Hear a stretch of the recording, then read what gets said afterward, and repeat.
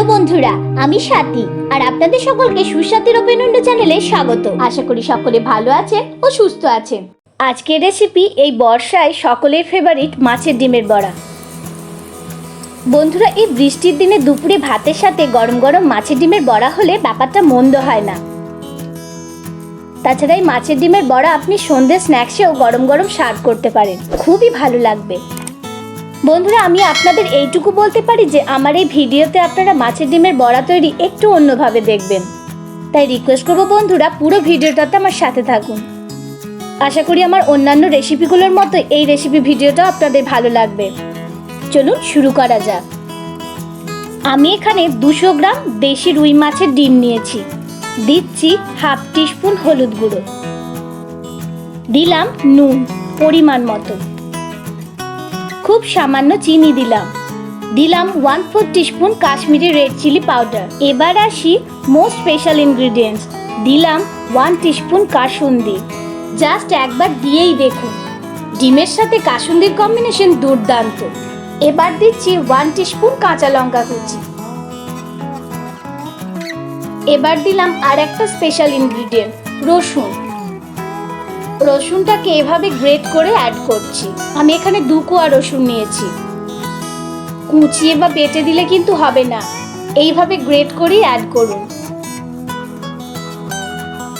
1/4 টিস্পুনেরও কম খোসা সহ আদা গ্রেট করে অ্যাড করছি। মনে রাখবেন খোসা সহ আদাই দিতে হবে। এবার 2টো মিডিয়াম সাইজের এইভাবে লম্বা করে ফাইনলি কাটা পেঁয়াজ কুচি অ্যাড করছি। এবার সবটা খুব ভালো করে চটকে এইভাবে মেখে নিচ্ছি। হাতের সাহায্যে চটকেই কিন্তু মাখতে হবে। এখানে একটা ছোট্ট টিপস দিই, মাছের ডিম অনেক সময় অল্প পরিমাণে মাছের সঙ্গে পাওয়া যায়, সেটাকে একটু ডবল করতে গেলে এইভাবে কাটা পেঁয়াজ কুচি দিয়ে দেবেন মাছের ডিমের দ্বিগুণ পরিমাণে। তাহলে দেখবেন বড়াটার টেস্টটাও ভালো হয়েছে, অথচ সবাই মিলে মাছের ডিমের বড়া ভাগ করে খেতে পারছেন। এবার কড়াইয়ে সর্ষের তেল দিলাম। সর্ষের তেলই নেবেন। তেলের মধ্যে দিচ্ছি খুব সামান্য হলুদ গুঁড়ো, এতে বড়া ভাজার সময় কালারটা খুব সুন্দর আসবে। এবার তেল গরম হয়ে গেছে, ফ্লেমটাকে লোতে করে এক এক করে বড়াগুলো তেলের মধ্যে দিয়ে দিচ্ছি। এই সময় খুব সাবধানে তেলের মধ্যে বড়াগুলো দেবেন। বন্ধুরা, আপনারা হয়তো খেয়াল করেছেন যে এই মাছের ডিমের বড়া তৈরি করতে আমি কিন্তু বেসন বা ময়দা কোনোটাই ব্যবহার করছি না, দরকারই নেই। কারণ এটা ডিম, তাই তেলে পড়ার সঙ্গে সঙ্গে নিজের গঠনে চলে আসবে, ভেঙে যাওয়ার কোনো চান্স নেই। ভিতরটা নরম হবে আর বাইরেটা ক্রিস্পি হবে। আরও নতুন 2টো মাছের ডিমের রেসিপি খুব শীঘ্রই চ্যানেলে আসতে চলেছে। কথা বলতে বলতে বড়াগুলো একদিকে লাল করে ভাজা হয়ে গেছে, এবার উল্টে নিচ্ছি।